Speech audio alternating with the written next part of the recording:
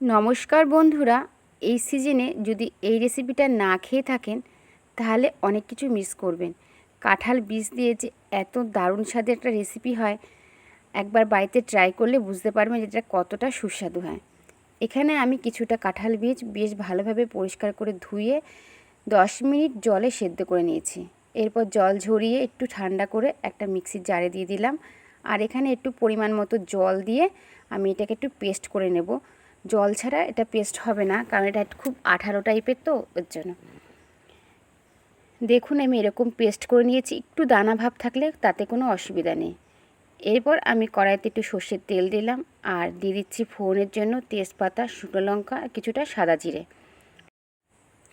এরপর আমি এর মধ্যে দিয়ে দেব পরিমাণ মতো জল, যতটা পরিমাণে আমি ডাল করব সেই অনুযায়ী।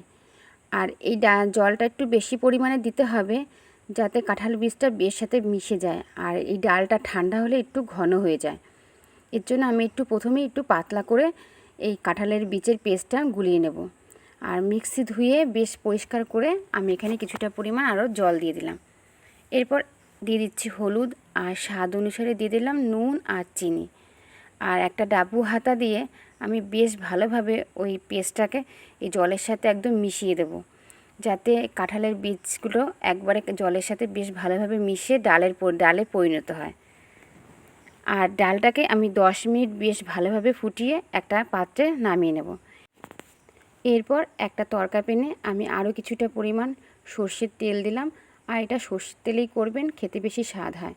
দিয়ে দিচ্ছি কিছুটা রসুন কুচি, আর দিলাম একটা মিডিয়াম সাইজের একটা পেঁয়াজ কুচি। আর পেঁয়াজ আর রসুনটাকে বেশ লাল করে ভেজে নেব।